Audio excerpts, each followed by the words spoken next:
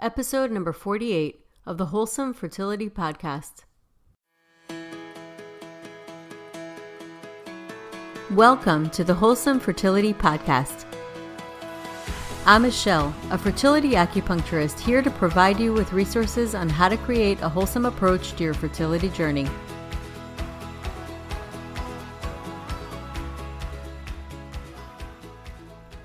So today I want to talk about one of my favorite subjects ever because it's been something that has completely changed my life, and that is meditation and specifically mindfulness. So I began meditating in my early 20s.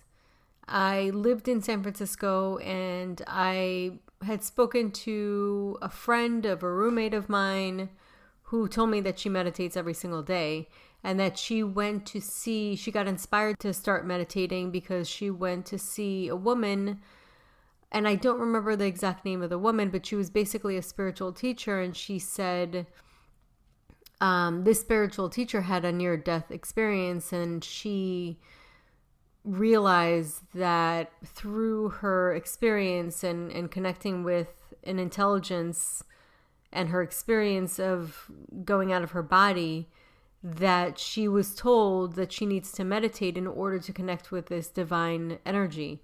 So when she came back, she decided that was going to be her teaching, that her calling was not only to embrace that practice, but to also teach it. So she began doing these lectures, and the friend of the roommate of mine who inspired me to meditate was telling me that she went to her lecture and she was inspired to meditate, and she began meditating. And what the woman was teaching is that in order to really fully be connected and have our energies restored in this human realm, we need to meditate and get quiet so that we can fill our cup. And so the way I see meditation is that we are basically able to, it's like recharging the battery of your phone, plugging it in. And if you're constantly demanding and expecting your phone to perform, it's going to eventually get depleted. Now, sleep is great. It's a great restorative thing. But even sleep can be even difficult to enter if we don't calm our minds in one way or another. So meditation helps even sleep get more deep. So the way that meditation has helped my life, and I can only speak from my own experience, and this is why I think it's just so incredibly powerful, is it helped me come from a reactive mind to what I call a proactive mind. And what I used to do is react to my external experience. But when you get into a state of meditation, you start to become aware of your own reactions. Whereas typically we're so distracted by the outside world that it almost dilutes the sense that we have of what's happening and how we're responding to the outside world. And we get into a state of reactivity. We start to respond to things that are happening to us. It becomes almost like a knee-jerk reaction. And that's how habits form. So habits, we stay stuck in habits because we're not conscious. Habits are unconscious. They live in the unconscious mind. And in order to break that stagnation, we need to start to become aware. And that's where mindfulness comes in. So mindfulness really is a term. There are mindfulness meditations, and it is a word that's used for a type of meditation, but it really is a word that pretty much just describes an awareness. So you're mindful of what's happening around you. You're mindful of your response to things. You're mindful as to what's happening in your body and how your body's responding. And so it really is a state of mind. It really is a state of awareness that you're bringing into your life. And it is very much tied into what meditation is and how meditation is practiced. So back to the way it's changed my life. I came into meditation in a time where I was very reactive. I was in my early 20s. I didn't know how to process my feelings. I would have certain feelings of self-doubt, question myself, would be very hard on myself, and I didn't know how to get out of it. I just knew that I wasn't happy, and things would happen in my life and I wouldn't know how to deal with it, which is pretty typical of your 20s, I do admit, but I just didn't know quite how to manage these feelings that I had. And when I started to meditate, it was interesting because it almost like ironed out and smoothed out my energy.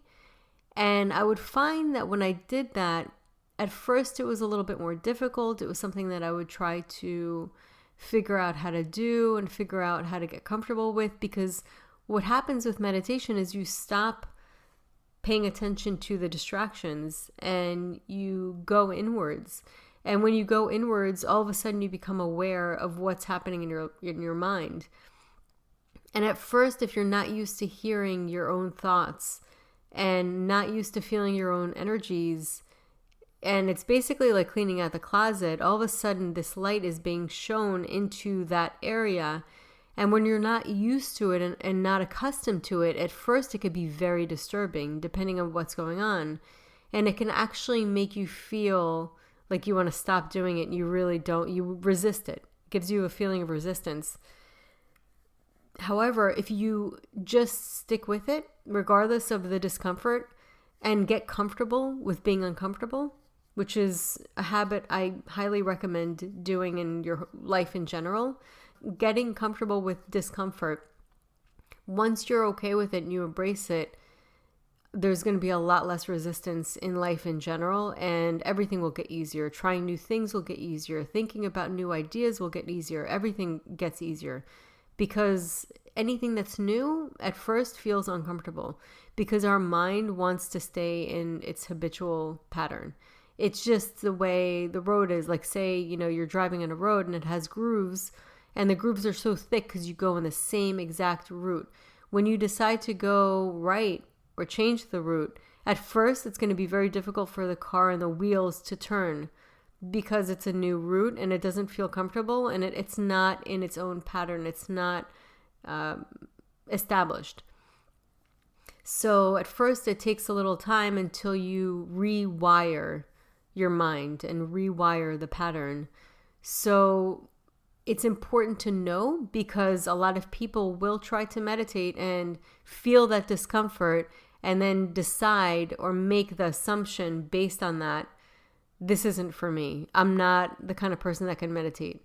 And that's couldn't be further from the truth, because I think we're all made to meditate. All of us can meditate. If you're a human being, you can meditate. It's just part of our abilities. It's something that we can do. It's just a matter of getting through that discomfort and really sitting with it. Anyone can go through the process, and the stages of meditation is what it does is you find one present moment thing to focus on, and you can have a mantra that you repeat in your mind, or you can use your breath. I think the breath is a beautiful thing because you're always breathing. You're breathing in and you're breathing out, and that's always a present moment thing. It's never not. And so you can sit and just focus on your breath. And what happens is you're going to find that when you try to focus on your breath, your mind will start to wander eventually. And it'll start to wander, and sometimes you may not even pick up on the fact that your mind has started to wander. And it'll start going into this one thought, which leads into another and another. And then it starts to get into this mental movie. And that mental movie will suck your energy. It'll just suck it into wherever it is. And you're on this mental movie and you're not where you are, present moment.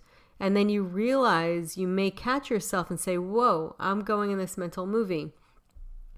Now, the practice is not to label that. just say, oh, okay, I'm watching, observing, just like a childlike curiosity. That's interesting. I went on a mental movie. Let me go back to the breath.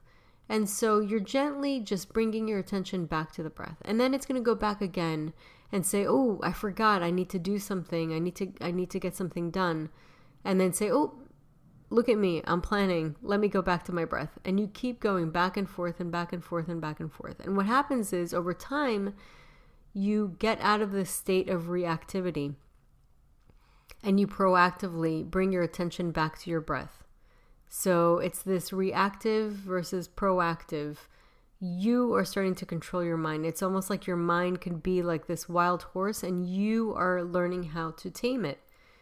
And so what happens is whenever you continuously train it to go back to the present, then eventually your thoughts and your reactions won't have the same kind of hold on you. And you're going to realize that, say you're at work or at the doctor's office and you get triggered, or somebody says something insensitive, whatever it is, you get triggered. Typically, you'll get triggered and forget about your conscious mind. You're not going to be even conscious. You're going to go into this limbic system, which is the lizard brain, which is your automatic emotional response that takes a hold over you and doesn't allow you to really stay conscious and make the decision yourself. You almost become taken over by your emotions. And that's reactive. That's a reactive state of mind versus realizing, hey, let me become mindful. This triggered me. I'm feeling triggered. What's happening in my body? Let me focus on the emotions that I'm feeling in my body. Let me feel if I'm tightening anywhere. And you just start to breathe with it. And all of a sudden, over time, after practicing this, you're going to realize, hey, I have a say here.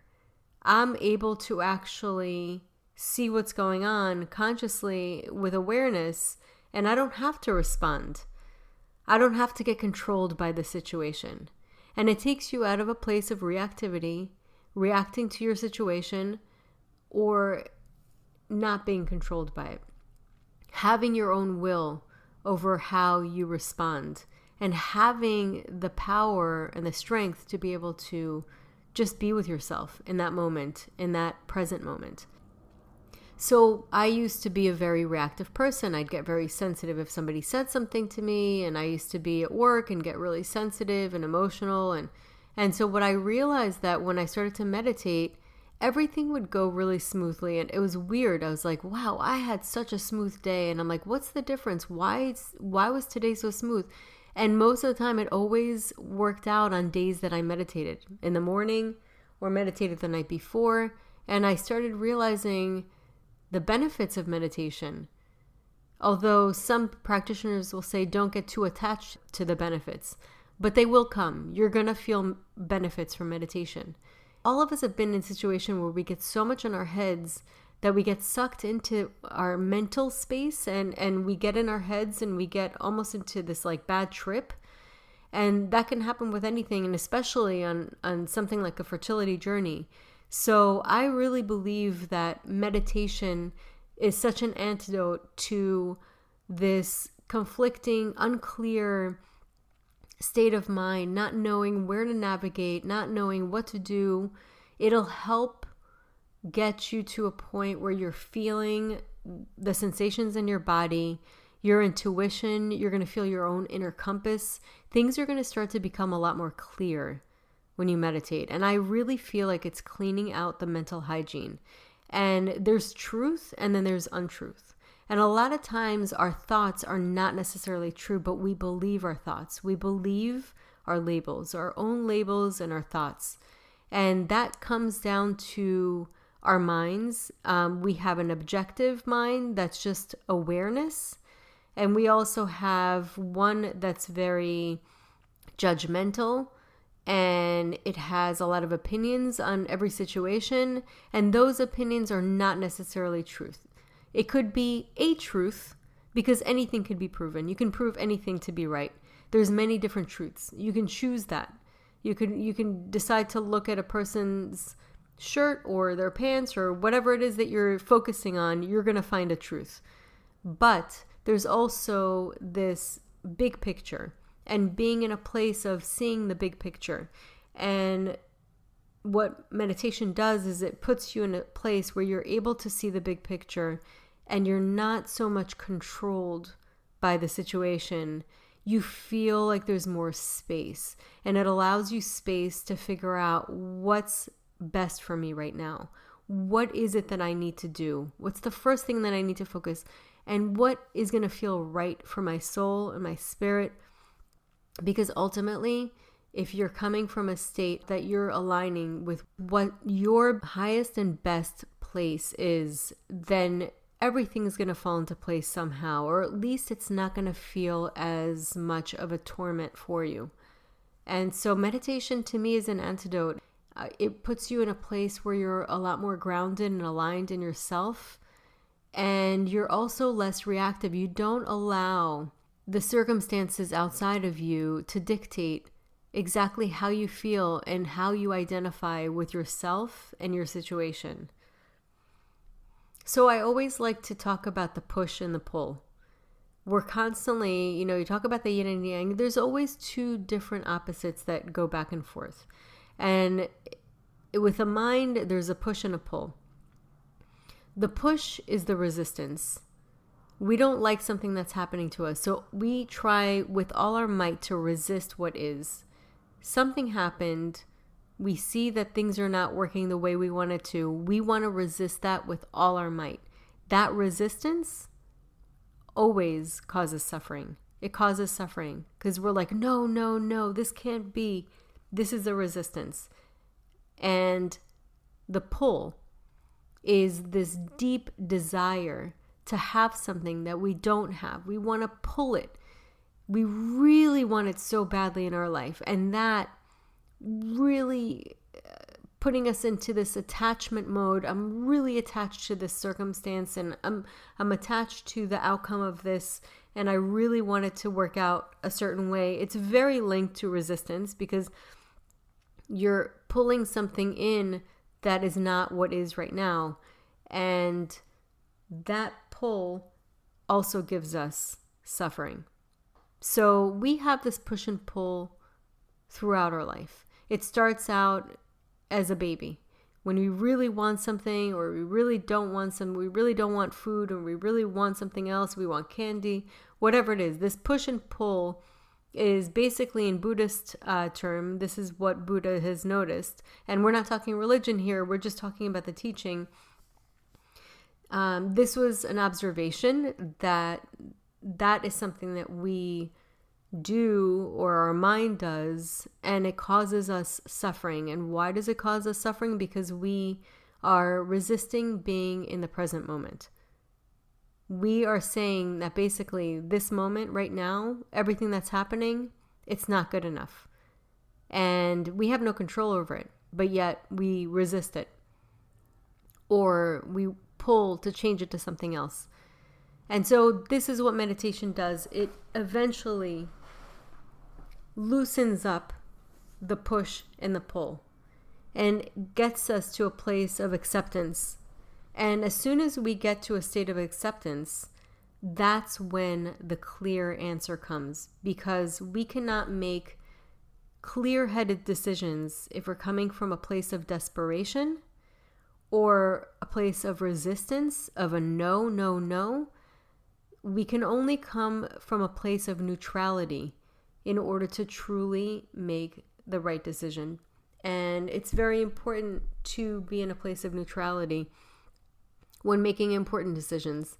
If I'm about to buy a house and drop a couple $100,000, I can't do this out of desperation. Truly, for your own good, it's not the best place to do it, because you don't want to do it out of desperation. This is a big decision that you're making, and it's something that you need to think about and let it sit with your body, and your body will tell you if this is a right thing or not a right thing. But coming from a place of desperation and that pull is probably going to make you decide something faster without truly processing it and getting the full clarity of what is in your best interest.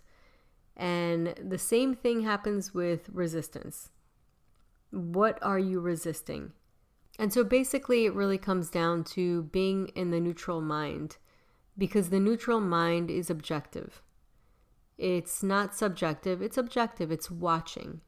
It's responding to what's the sensations in your body and what it is telling you. And there's this incredible wisdom that typically will let you know what's right. But that voice does not compete with our ego. If we have that place where we're trying to make something that is not aligned and we're not listening, it's not going to compete with that. It only comes about when we listen. And the best way to listen is through meditation. And one yoga teacher had mentioned, I remember during Shavasana one time, that prayer is speaking and meditation is listening. And we constantly have an inner voice that is telling us what to do and guiding us into what's right. And when we take the time to listen, that voice will become so much more familiar, and we will be able to get guided by it and eventually be able to recognize it and know the difference between our thoughts and that mental movie and that voice of wisdom that we have, that every single one of us has. And so going back to how it's changed my life, I have started to feel a sense of myself where I was comfortable with who I was. I became a better student years later. I did not get the best grades growing up, but then I ended up being the valedictorian of my acupuncture school. So it was like night and day. My mind was a lot more clear. I began to become more aligned with my soul, whereas I wouldn't say yes when I meant no, and I wouldn't say no for things that I knew would actually help me grow. So it's just an interesting perspective, and I also felt that I wasn't as reactive. When people would say things that normally would trigger me, it didn't have as much control over me. People's opinions don't have as much of a weight on me. People who I love and I know that they're coming from a good place, yes, I listen to their opinion. I listen to what they have to say. But I'm talking more about judgments and allowing that to get the best of me. I also am able to be a lot more intuitive. It's an incredible thing, but I really feel like what meditation does is it really shines a light into who you truly are. And it shines a light back at yourself. And I always say that this is how I believe that there's vertical knowledge and horizontal knowledge. Horizontal knowledge is the knowledge that we learn from each other. It's what we learn from the world that we're living in. So it's language, it's behavior, it's things that we pick up, it's legacies that we bring down from generation to generation, and it's got a purpose. It's really wonderful. It could also be not so wonderful because we can learn bad habits and sometimes have those overshadow what we know is right just because we learn certain things, or we can get influenced in a poor way. So it could be good and bad. Then there's vertical knowledge. And vertical knowledge is something that is inspired.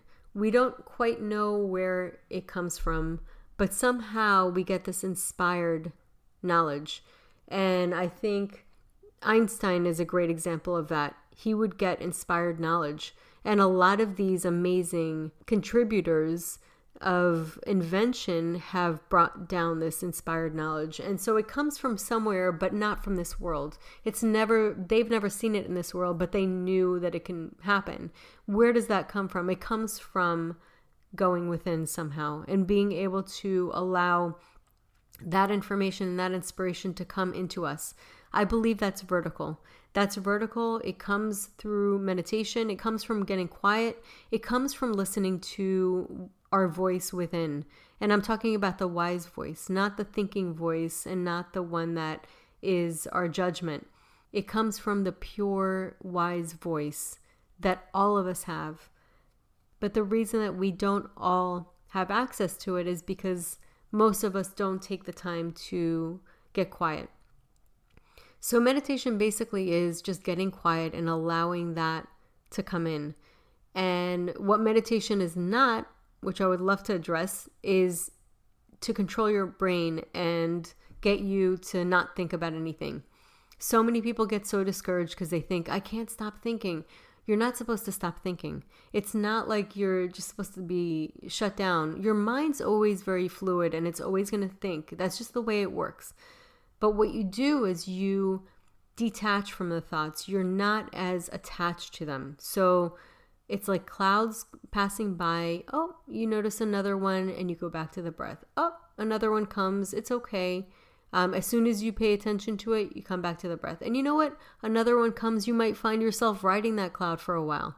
But then you just keep reminding yourself to go back to the breath. And over time, you're training and it's exercise. And when you first start exercising, it's always unpleasant because it feels like work. It feels like you're going against the grain.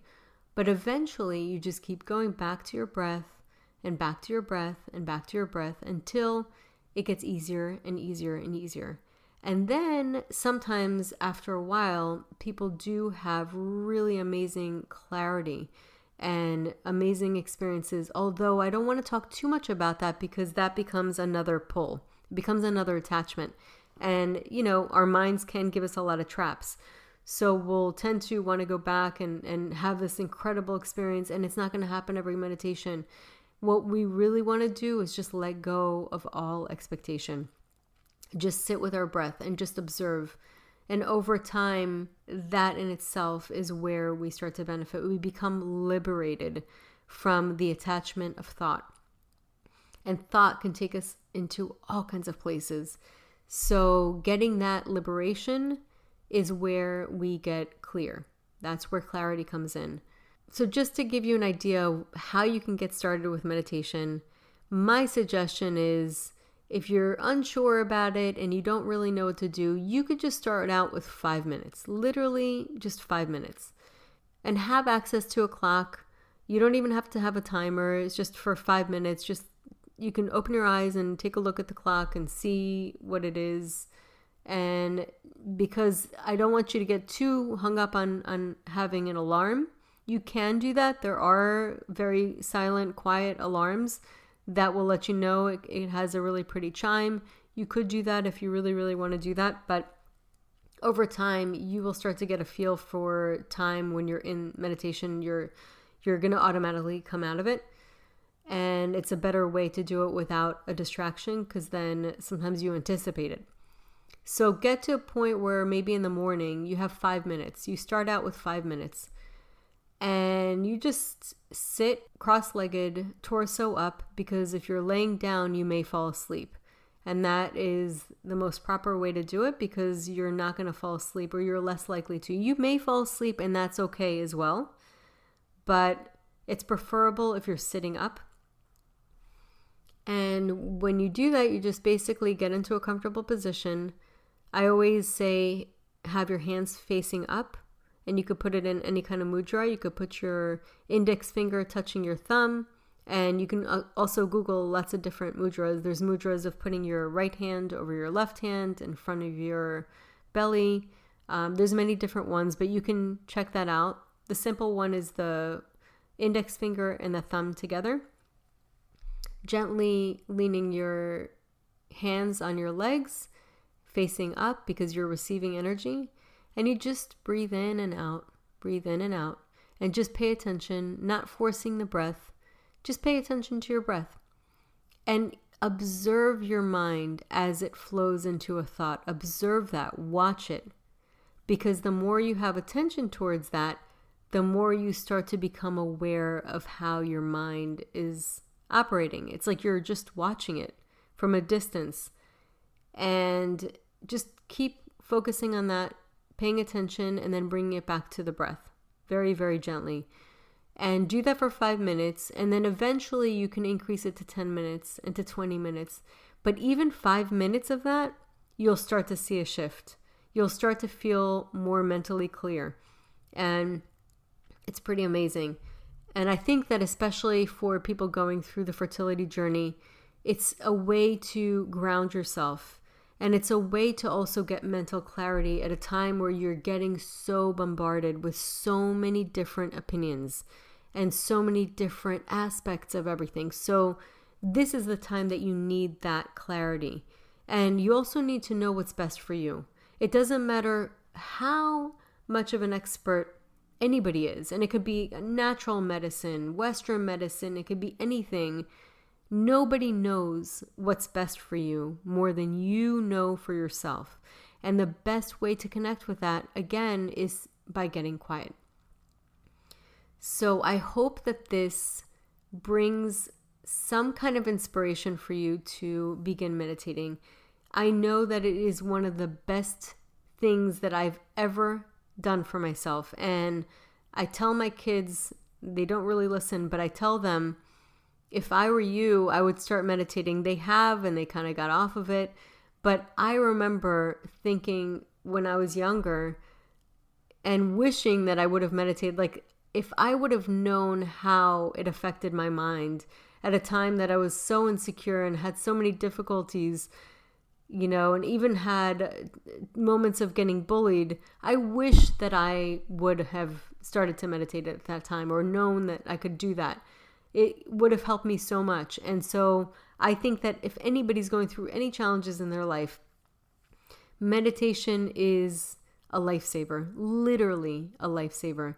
And I would really love to hear back from you. If you guys have any questions about meditation, you can always contact me at www.thewholesomelotus.com.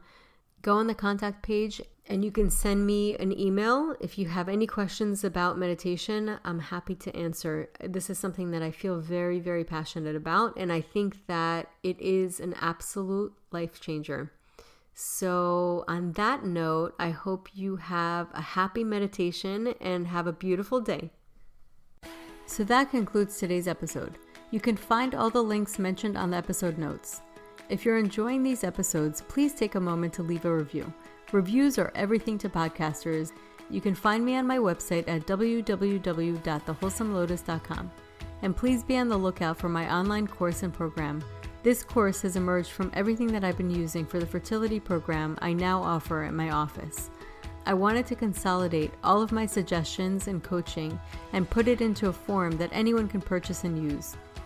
It was important for me to encompass key fertility health factors as well as guide you in implementing changes in your routine that are shown to boost fertility while being realistic and user-friendly. I will be offering this course with and without coaching. If you're interested and want updates as well as a free ebook on my top 10 fertility boosting habits, you can visit my fertility page on www.thewholesomelotus.com, where you can find the subscription form. I thank you so much for listening in and hope you have a beautiful day.